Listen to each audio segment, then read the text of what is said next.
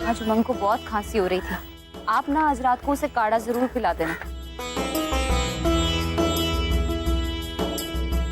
हाँ क्या हुआ, कहाँ खोई हुई हैं आप? बेटा मुझे लग रहा है कि अम्मा सही कह रही थी, तुझे अपनी दुकान फिर से शुरू कर देनी चाहिए। देख रुद्र की नौकरी लग जाएगी और साथ में तेरी दुकान भी चलने लगेगी, तो पैसे ज्यादा है तो सरसों का तेल ही ना, सोने का सिक्का कूट के तो नहीं निकाला ना, तो 30 रुपए काहे ज्यादा ले रहे हो भाई? अरे भाभी, जब भैया जी को तकलीफ नहीं है तो आप क्यों बीच में कूद रही हैं?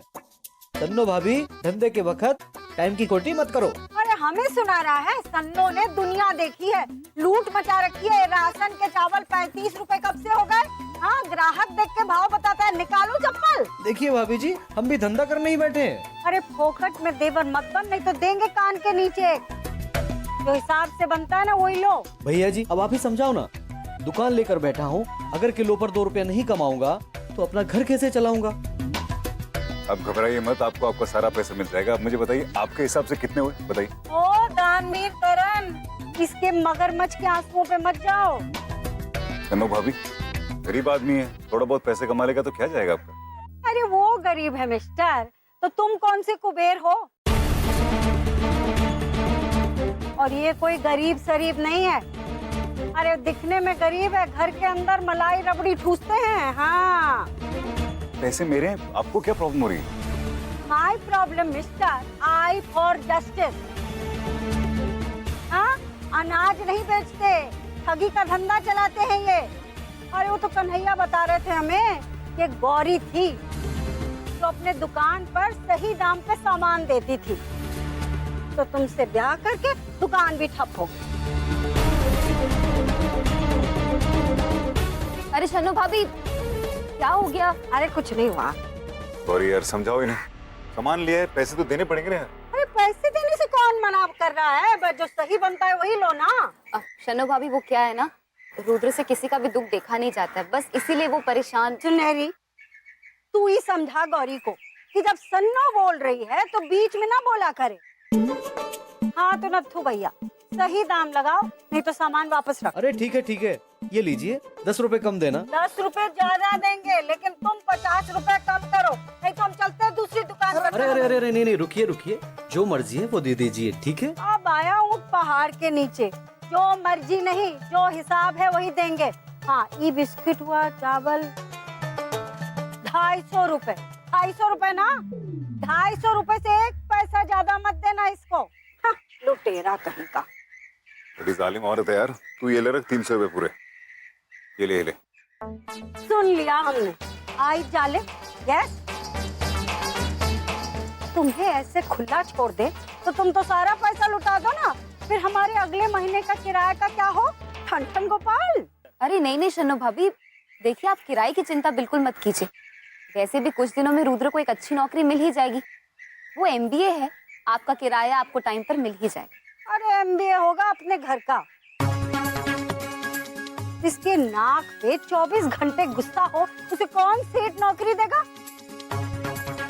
नहीं, ये आपकी गलत फहमी शन्नो भाभी, रुद्र ऐसा बिल्कुल भी नहीं है। सन्नू को आज तक गलत फहमी नहीं हुई, हमने दुनिया देखी है। सन्नू ने जो कह दिया ना वही होकर रहेगा, मान लो हमारी बात। अरे बस भी करो शन्नो, बोले ही जा रही हो। अरे सुनहरी, बोलने में कौन सा पैसा लगता है? ठीक है, नहीं बोलते जाओ। अगर इसने सारे पैसे लुटा दिए ना तो किराया हम तुमसे आके लेंगे। हाँ, कह देते हैं।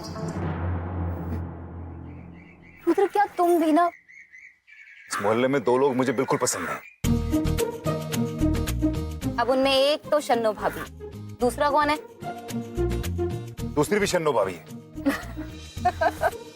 अच्छा लो, ये सामान मुझे पकड़ाओ, मैं घर जाती हूँ और तुम यहीं से इंटरव्यू के लिए निकल जाओ, ठीक है?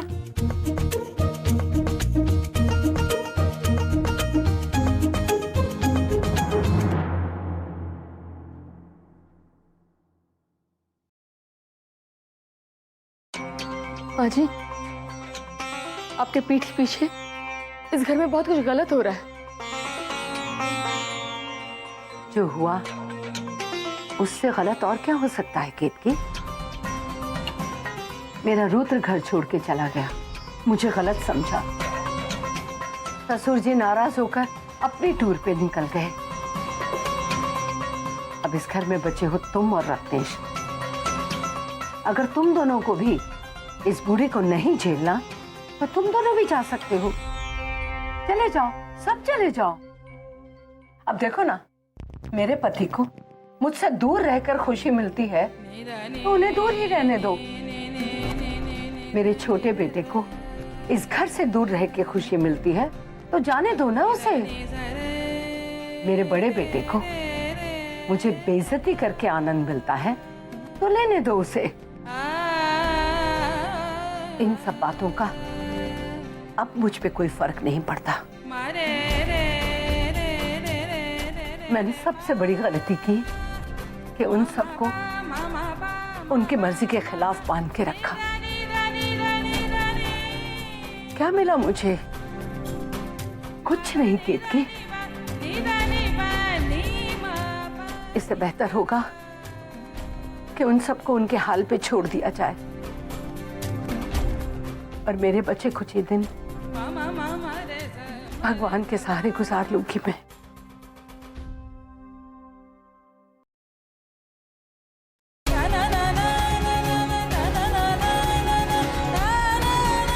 माँ जी तो अपने गमों में उलझी हुई हैं, कुछ समझ ही नहीं पा रही हैं।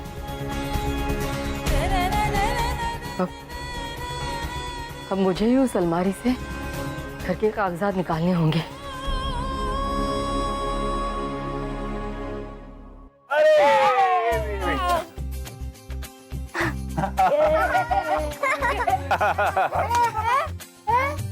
तू भी खेलेगी? तो वो जो लाइन है ना लकीर, उसके ऊपर से कूदना है, ठीक है? अरे दीदी, ये तो जीतती जाएगी ना? अरे नहीं खेल सकती, ये तो गूंगी बहरी है। अगर ये हार गई तो रोएंगी और भैया इसे जिता देंगे। नहीं, बिल्कुल नहीं। ऐसा किसी के भी बारे में नहीं बोलना चाहिए, समझे तुम? चाहे कुछ भी हो जाए, ये तुम्हारी उम्र की है, तुम लोगों को इसके साथ खेलना चाहिए। प्रॉमिस करो तुम इसके साथ खेलोगे हमेशा? यस। पक्का? पक्का। चलो उमंग, चल इसके ऊपर कूदना।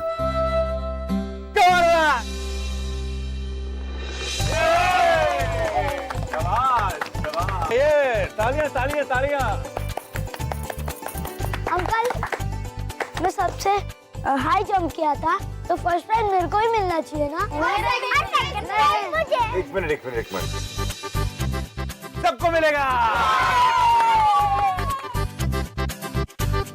अरे गौरी, अंदर से मेरा वॉलेट लेके आना, आज बच्चों को खुश करते हैं। ये चलो। कौन क्या खाएगा?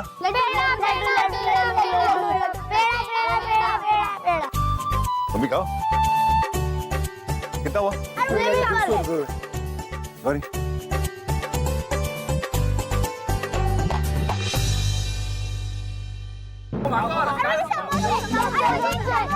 एक समोसा। एक समोसा। ये लो बच्चों, जाओ खेलो, ऐश करो। जाओ जाओ जाओ जाओ।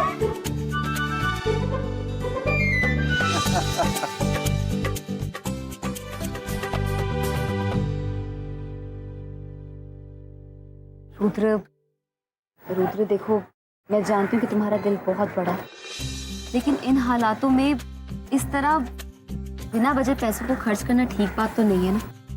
गौरी, उमंग तेरी बहन है, तुमने देखा उसको कितनी खुश थी वो इन बच्चों के साथ खेलते हुए, उनके साथ मिठाई खाते हुए। तुमने हमेशा उमंग को दूसरे बच्चों के साथ खेलने से मना किया है, गलत बात है। मुझे खुशी नहीं होती ये सब देख के। और मैंने भी जो भी कुछ किया ये तो उन बच्चों के लिए किया ना, उनके पास पैसे नहीं है शायद, इसलिए। इसमें बुरा क्या है? उसमें कुछ बुरा नहीं है रुद्र, लेकिन तुम ये सब तब करते जब हम हवेली में थे, तब ठीक था, तब की बात कुछ और थी। लेकिन इन हालातों में जब हमारे पास गुजारे के लिए बस कुछ ही पैसे बाकी हैं, हमें आगे के बारे में सोचना पड़ेगा ना रुद्र। कम से कम तब तक जब तक तुम्हें एक अच्छी सी नौकरी नहीं मिल जाती। शुरू हो गया तेरा भाषण। मैं कोई छोटा बच्चा नहीं हूँ, तुझसे 6 साल बड़ा हूँ, मुझे अपनी जिम्मेदारियां पता है।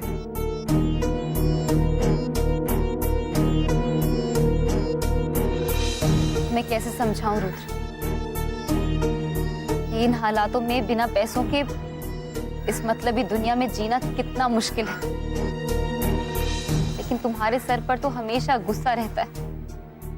मैं समझाऊं तो कैसे समझाऊं?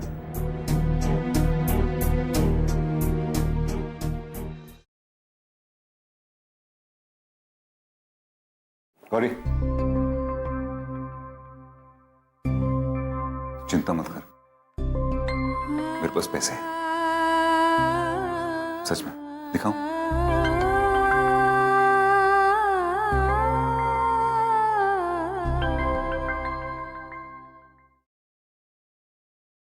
ये क्या? एक ही थाली? रुद्र तुम पहले खा लो, मैं बाद में खा लूंगी। नहीं नहीं, हम दोनों खाएंगे, दोनों खाएंगे हम। रुद्र चल ठीक नहीं है, एक ही थाली में खाएंगे। रुद्र जिद मत करो प्लीज, तुम खा लो, मैं बाद में आराम से खा लूंगी। प्लीज एक खाएंगे, एक साथ खाएंगे। कह रही है तू हिंदुस्तानी नारी बन के मुझे बोर मत कर। बैठ।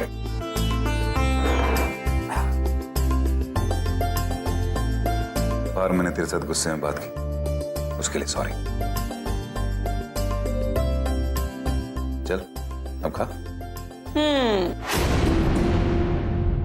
खाना वो खुद खा लेगी, तू बस पैसे कमाकर उसके हाथ में लाकर रख दे। खाना बनाने के लिए राशन भी लगता है, इतना तो पता है ना तुझे। नानी हम जानते हैं कि हमें क्या करना है। ऐसे दिन दहाड़े गुटरगू चल रहा था, इसलिए मैंने कहा। कौन सी गलत बात कह दी?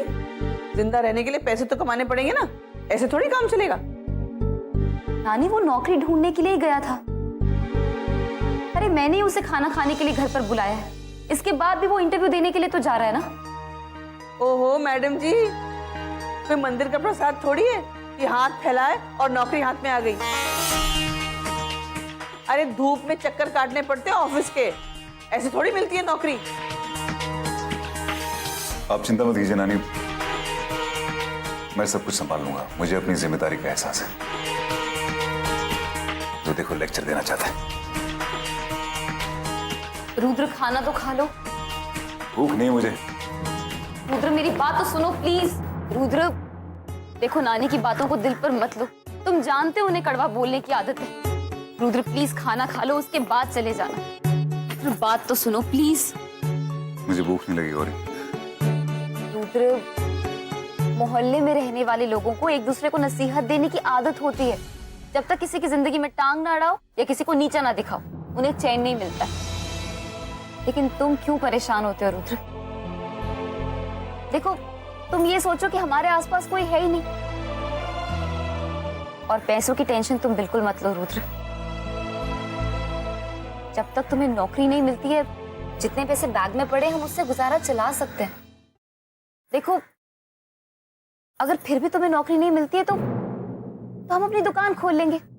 वो हमारी तो दुकान है, उससे भी घर का गुजारा चल ही सकता है ना रुद्र।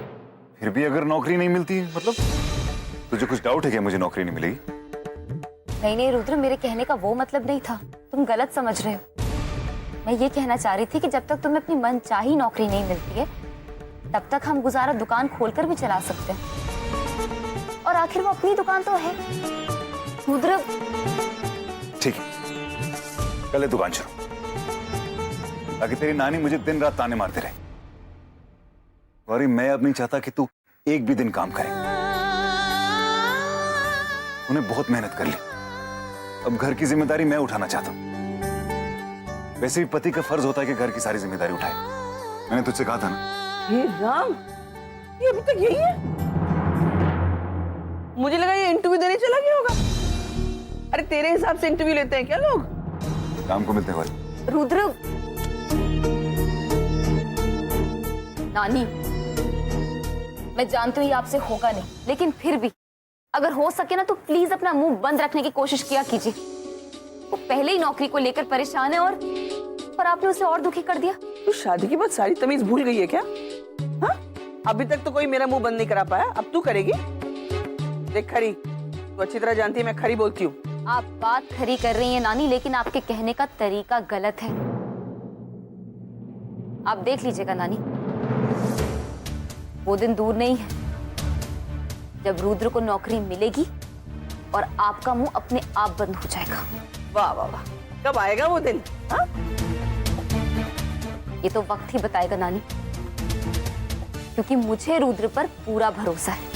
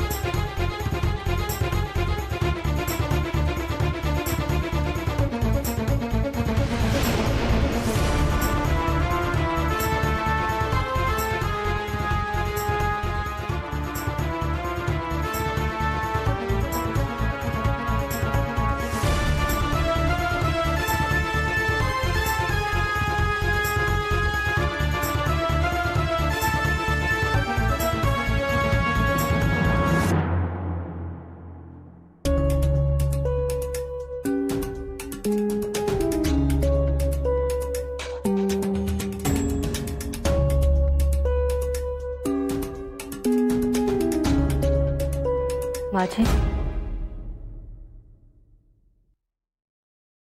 ये देखिए, इन्होंने हमारे घर को गिरवी रखने के लिए ये घर के कागजात अपने पास रखे थे। क्या? और ये सब आपको अंधेरे में रखकर हो रहा था।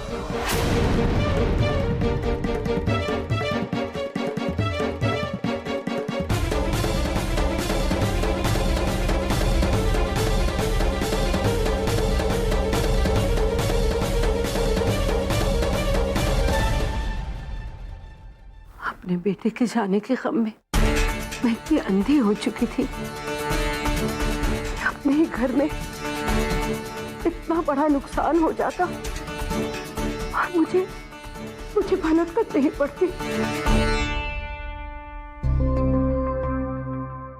केतकी, अगर तू न होती तो शायद अब तक ये घर किसी और का हो जाता। मेरे रत्नेश ने तो इस घर को अपना नहीं समझा, लेकिन तूने इस घर को अपनी जिम्मेदारी समझकर बचा लिया, और वो भी अपने पति के खिलाफ जाकर।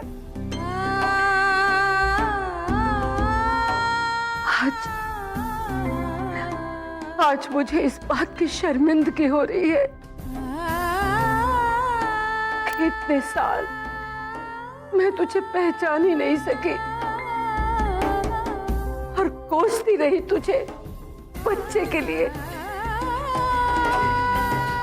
केतकी, हो सके तो मुझे माफ कर देना बेटा। अरे तू तो अपनों से भी बढ़ के निकली। आज से तू मेरी बेटी है।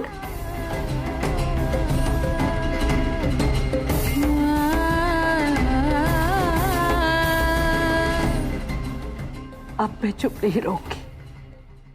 रत्नेश को इस गद्दारी का जवाब देना ही होगा। जो चाहे अंजाम हो, मैं उसे नहीं छोड़ूंगी। लेकिन बेटा, तू फिक्र मत कर, मैं तुझे कोई तकलीफ नहीं आने दूंगी।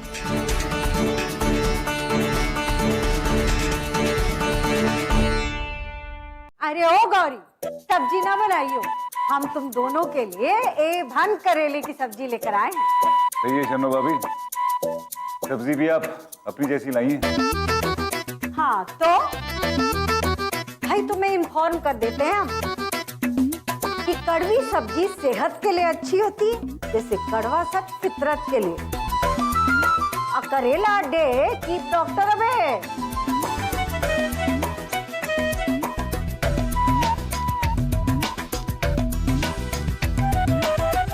हमने अखबार में एक बढ़िया नौकरी देखी है तुम्हारे लिए, मुन्नी के हाथों अखबार भिजवा देंगे। नहीं शनु भाभी, आप मत भिजवाइएगा, मैं खुद ही लेने आ जाऊंगी। अगर रुद्र को पता चल गया ना तो खामखा नाराज हो जाएगा। कोई जरूरत नहीं है। मैंने पहले भी कहा है कि मेरे होते हुए गौरी को काम करने की कोई जरूरत नहीं। और अब इस बारे में कोई जिद करेगा तो मैं कुछ ऐसा करूंगा तो कभी किसी ने सोचा तक नहीं।